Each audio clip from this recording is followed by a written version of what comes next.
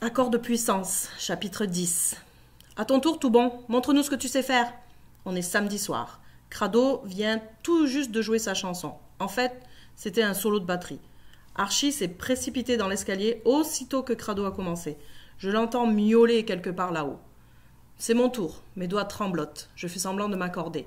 Bon, dis-je, elle n'est pas encore tout à fait terminée. Je produis un accord de puissance en Do sur la guitare acoustique et rate mon entrée.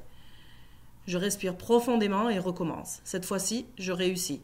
Je ne joue pas toutes les notes aiguës et manque quelques accords, mais c'est assez bien. Sauve-toi, me dit une voix. Sauve-toi, perds pas un instant. Sauve-toi, c'est ton seul recours. Sauve-toi pendant qu'il est là encore temps. Je n'arrive nulle part et pourtant je cours toujours. Da da da da, da da da da, da da da da da.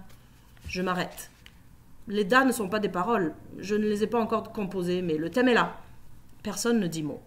Je n'ai pas joué toutes les notes aiguës parce que je pointe l'index vers le haut où ma mère écoute peut-être. Toujours rien. Finalement, Danny dit, faiblement. C'est pas mal. Crado hausse les épaules. Ils n'en disent pas plus. Je suis déçue. Crado n'a tout de même fait qu'un solo de batterie. Un solo de batterie. J'ai dit que j'avais aimé pour être poli. C'est pas mal. C'est tout ce que vous avez à dire, dis-je. Eh bien, que veux-tu, dit Danny.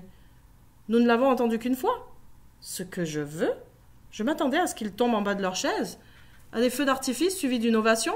J'aimerais que Lisa oublie ma remarque au sujet d'Archie et dise qu'elle me trouve cool. Tu veux que je la joue de nouveau? Laisse-moi d'abord faire la mienne, dit Danny en souriant. Il sort une pédale de distorsion. Attends d'entendre ça, dit-il. Il raccorde la pédale à téléporter et produit un accord de puissance. Le son fait craquer les murs du sous-sol. Puis, il déplie une feuille et la pose sur son ampli. Ça s'intitule « Faut du rock », dit Danny. Très original, dis-je. Danny ne semble pas avoir entendu. Il commence à jouer. Son rythme est si rapide qu'on dirait du punk. Plutôt que marcher et courir, plutôt que parler et chanter, plutôt qu'accoster et partir, je roule et maintenant je rock, je plaisais maintenant je choque. Faut du rock. Il n'a pas encore fini sa chanson que déjà je sais qu'elle est bonne. Bien meilleure que la mienne. Je me sens minable tout à coup. Ma mère apparaît comme par magie dans l'escalier. Lorsque Danny a fini, elle applaudit. Puis elle retire un bouchon et demande « Est-ce la chanson que vous avez écrite ?»« En fait, c'est moi qui l'ai composée, dit Danny, souriant de toutes ses dents. C'est pour le concours. » Il explique à ma mère de quoi il s'agit. « Waouh, dit ma mère, c'est très bon, c'est accrocheur. Ça me rappelle... je ne sais plus. Quelle est cette chanson, David? Ça me rappelle ABBA. » Je ne suis pas spécialiste d'ABBA, dis-je en haussant les épaules. Ma mère adore la chanson de Danny. Ça me réjouit pas outre mesure. Ça ressemble sans doute un peu à beaucoup de chansons, interrompt Danny. C'est à ça qu'on reconnaît qu'elle est bonne. Ce n'est pas la modestie qui l'étouffe. C'est une façon intéressante de voir les choses, dit ma mère. Vous avez parlé de 2 chansons. Quelle est l'autre?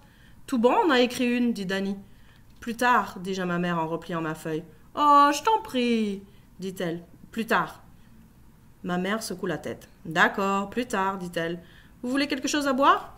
Un pichet de bière, s'il vous plaît, dit Danny. Tu peux toujours rêver, Danny, dit-elle en riant. Je vous apporte du jus.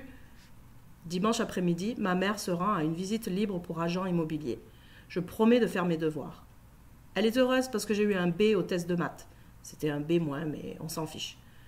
Je me concentre sur mes devoirs parce que je n'ai pas le goût de faire de la musique. Je sais que c'est bête, mais ça m'agace que la chanson de Danny soit meilleure que la mienne. Même si ça nous donne une chance au concours. Comment y est-il arrivé? J'imagine que rien ne l'empêche d'écrire une bonne chanson. Sauf qu'il s'agit de Danny. Ça veut dire que je suis jaloux. De Danny!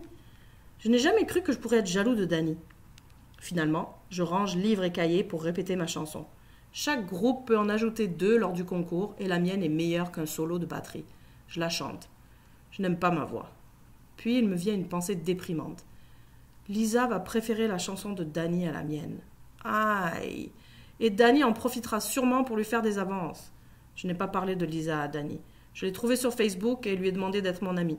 Je me suis imaginé jouant ma chanson dans la salle de musique sous son regard admiratif. Elle aimait ma chanson et elle m'aimait bien moi aussi. Maintenant, je ne sais plus. Il faut que j'améliore ma chanson. Sauf que je ne sais pas par où commencer. Comment se fait-il que Danny soit un meilleur compositeur que moi? Je reprends ma chanson. Je n'aime toujours pas ma voix. Je ne peux pas m'en empêcher. Je regarde le fil Twitter de Danny. Dr Dan écrit un hit sans sas pour décollage. Ça me fait grincer des dents. Pour me changer les idées, je décide de jouer en accompagnant d'autres chansons. Mais j'ai laissé mon MP3 à l'école. Merde! Les seuls CD dans cette maison sont ceux de ma mère et ils sont plutôt moches. Puis je me rappelle celui de Chuck. Ça fait une éternité que je ne l'ai pas écouté. J'en prends un dans la boîte, puisque j'utilise déjà ses instruments. Je ne vois rien de mal à accompagner son disque aussi. Le CD s'intitule « Coupé court ». Mets ça dans ta pipe. La photo montre la tête et le dos d'un gars, dont la queue de cheval blonde dépasse d'un chapeau de cow-boy en paille. Au verso, on voit le même gars sans son chapeau. Il n'a pas un poil sur le dessus de la tête. C'était le genre d'humour de Chuck. Il aimait bien porter un chapeau et avait souvent une queue de cheval. J'enlève le film plastique et mets le CD dans le lecteur. Les 2 premières chansons sont endormantes, du rock à saveur country. Nous les avons sans doute écoutées lorsque Chuck vivait avec nous, mais je n'en ai aucun souvenir. J'essaye un accompagnement, ennuyant mais facile.